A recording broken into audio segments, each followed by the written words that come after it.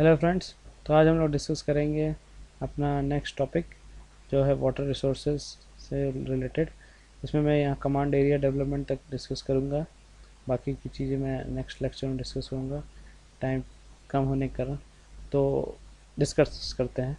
तो सबसे पहले हम लोग बात करते हैं कि वाटर रिसोर्स होता क्या है। देखिए, वाटर जो है सबसे ज़्यादा एसेंशियल रिसोर्स है हमारे जीवन के लिए, हमारी लाइफ के लिए। इसके बिना हमारी लाइफ बिल्कुल भी पॉसिबल नहीं है। पर वाटर जो है तो बहुत ज़्यादा, वो पूरे वर्ल्ड में 70% वाटर है जो, लेकिन उसमें से फ्रेश वाटर बहुत कम है। अब क्योंकि होता क्या, वो सारे वाटर, जो इतना भी वाटर है वो सारा इतना सॉल्टी है कि उसको हम लोग यूज़ भी नहीं कर सकते हैं। तो हम लोग फ्रेश वाटर यूज़ करते हैं। अब फ्रेश वाटर जो है 97, जो 3% ही फ्रेश वाटर, 97% वाटर तो सॉल्ट वाटर। अब उसमें से भी जो 2/3 है वो ग्लेशियर और पोलर आइस कैप्स में फ्रीज है। तो बचा कितना, 1/3, 1/3 ही बचा है। इस चक्कर में 0.3% ही जो है होता है कैलकुलेशन के बाद फ्रेश ग्राउंड वाटर रहता है अलग अलग जगहों से। वही हम लोग यूज़ करते हैं और इसीलिए गवर्नमेंट बार बार प्रोग्राम चलाती है कि पानी बचाओ। क्यों? क्योंकि बहुत कम है, दिन पर दिन फ्रेश वाटर जो है कम होता जा रहा है। अगर हम बचाएंगे नहीं आगे ग्राउंड वाटर, अगर जितना ज़्यादा फ्रेश वाटर कम होता जाएगा तो आगे तो कुछ बचेगा ही नहीं। इसलिए, और फिर इरिगेशन उसमें मेन है कि अगर हम खेती नहीं करेंगे, फसल नहीं उगाएंगे तो फिर हम खाएंगे क्या। तो इसलिए वाटर बहुत ज़रूरी होता है। इरिगेशन जो होता है वो क्या, आर्टिफिशियल तरीका होता है। मान लो कि एक होता है नेचुरल वे में, होता है कि जैसे बारिश हो गई, ये नेचुरल वे, लेकिन आर्टिफिशियल नहीं। आप बारिश हर टाइम तो होगी नहीं। तो इरिगेशन से क्या होता है, आर्टिफिशियल तरीके से हम अपने क्रॉप्स को पानी देते हैं, और जहाँ ड्राई एरियाज में और कहीं जहाँ रेनफॉल कम होती है। पुराने ज़माने के जो ट्रेडिशनल तरीके हैं, दो टाइप के होते हैं, एक ट्रेडिशनल एक मॉडर्न। ट्रेडिशनल में होता है टाइम कंज्यूमिंग, लेस इफेक्टिव, ज़्यादा लेबर चाहिए होता है और वाटर ज़्यादा चाहिए होता है। लेकिन मॉडर्न में टाइम कम लगता है, ज़्यादा इफेक्टिव होता है, लेस लेबर लगता है, कॉस्टली होता है थोड़ा, और पानी कम लगता है। जो ट्रेडिशनल मेथड होता पहले होता था पुली सिस्टम, एक पुली लगी थी होती थी, उससे पानी एक जगह से अपने आप एक आदमी चलाता था, पानी निकल गया, एक ड्रेन सिस्टम बना रखा था, उससे खेत में जाता था। चेन पंप, एक चेन लगी होती है, पंप मोटर लगा दी गई, उससे मोटर के थ्रू खेत में पानी जा रहा है, एक ट्यूबवेल के थ्रू।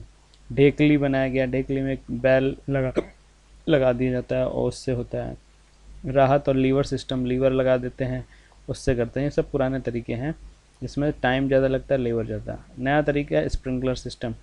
स्प्रिंकलर सिस्टम एक मेन पाइप जो है वो एक इस टाइप से लगा दिया जाता है, एक परपेंडिकुलर पाइप्स होते हैं, नोजल लगी होता है, वो घूम घूम के पूरे खेत में पानी देते हैं। कहाँ यूज़ होता है, जहाँ अनइवन लैंड होती है और वाटर जो है सफिशेंट नहीं होता है, तो जो मॉइस्चर प्रोवाइड कराने के लिए क्रॉप को हम यूज़ करते हैं। ड्रिप इरीगेशन है, नैरो पाइप्स होते हैं, जैसे ये पाइप से ये हर एक रूट्स में पानी देगा धीरे धीरे, और वाटर थ्रो नैरो पाइप से एक मेन सोर्स होता है, उससे कनेक्ट होता है, उससे धीरे धीरे हर जगह जाता है।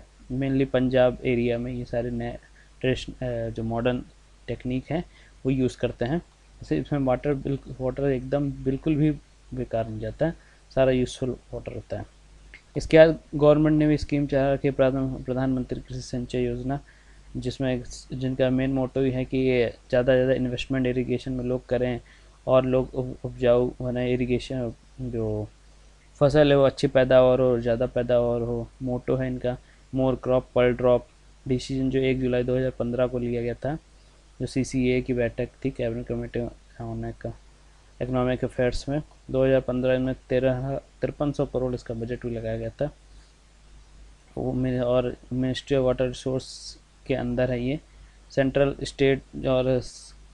सेंट्रल और स्टेट रिलेशनशिप में है। जैसे 75 सेंट्रल गवर्नमेंट खर्च करेगी, 25% जो है वो स्टेट गवर्नमेंट करेगी। नॉर्थ ईस्टर्न रीजन हिली स्टेट्स में जहाँ पे है होती, वहाँ पे 90:10 का रेशियो होता है।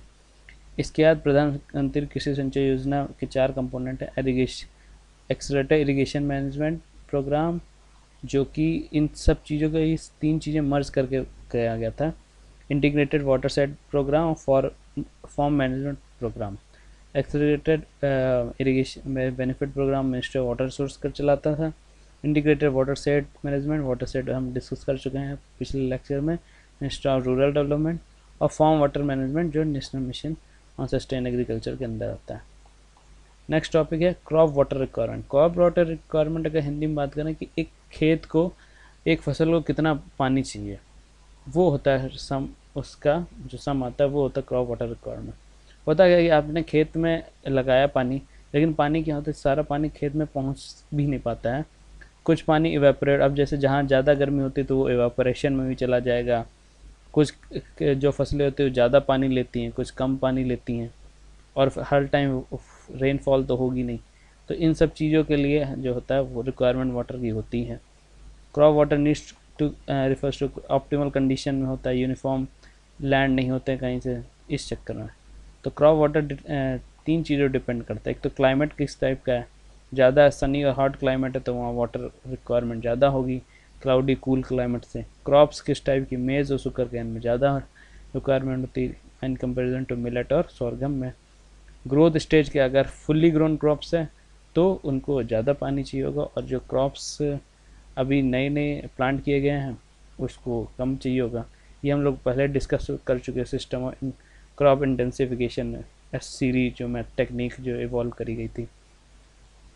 मेनली ये कुछ वो होते हैं जैसे कि लॉस, ट्रांसपिरेशन लॉस होता है लीव्स के थ्रू, एवेपोरेशन पानी, अमाउंट ऑफ वेदर क्या कितना चाहिए होगा एक क्रॉप को, परकुलेशन लॉस जो पानी नीचे ग्राउंड में चला जाता है, water for other resources purpose के लिए भी चाहिए होता है, जैसे कुछ वाटर इधर उधर भी चला जाता है, आपने पानी लगाया तो वो कुछ नहीं काम आया, वो इधर उधर मतलब इन द केस जैसे कहते हैं लाते टाइम पानी जिस सोर्स से आप ला रहे हैं वही अगर उसमें लीकेज है तो वो चला गया।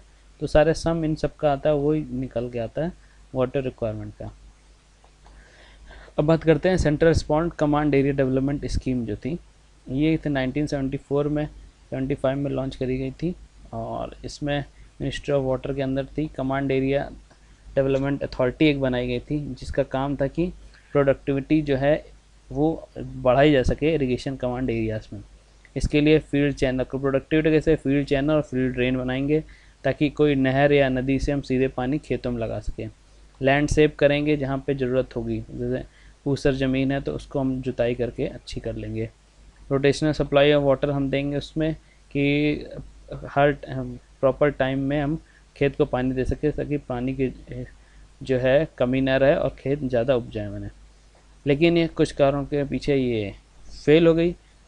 कहीं कहीं की सॉइल और टोपोग्राफी सर्वे था कि कहीं की मिट्टी अच्छी नहीं थी तो वहाँ ये काम नहीं कर सकी, फिर लोगों का पार्टिसिपेशन भी नहीं हो सका, काफ़ी चीज़ें थी जिससे फेल हो गई।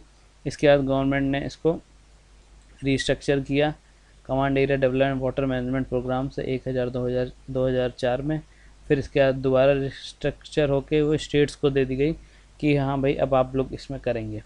करंटली ये AIPB accelerator irrigate benefit program के साथ मर्ज कर दी गई ताकि जो इरिगेशन पोटेंशियल जो है वो हम लोग ज़्यादा ही बना सकें और यूटिलाइज़ कर सकें। ठीक है, तो फ्रेंड्स आज के लिए बस इतना ही। नेक्स्ट लेक्चर में हम लोग और ज़्यादा चीज़ डिस्कस करेंगे। अगर आपको ये वीडियो पसंद आता है तो ज़रूर लाइक, कमेंट, शेयर और सब्सक्राइब ज़रूर करिए। मुझे कमेंट बॉक्स में लिख के बताइए आपको कैसा लगा, और कोई अगर नया टॉपिक आप चाहते हैं तो मैं वो भी बनाऊँगा। तो फ्रेंड्स आज के लिए बस इतना ही।